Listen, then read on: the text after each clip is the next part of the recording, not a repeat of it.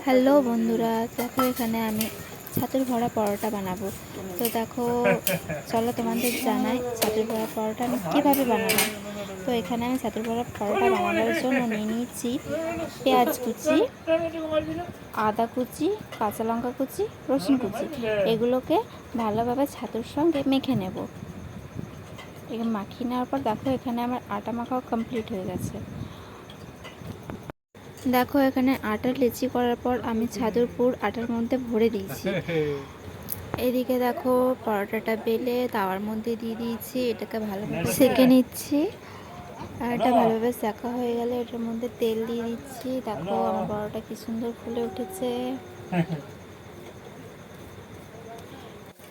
তো বন্ধুরা, এখানে কিন্তু পরোটা আমি সেঁকিনি, পরোটা আমার শাশুড়ি মা সেঁকছিল আর আমি ভিডিওটা করছিলাম।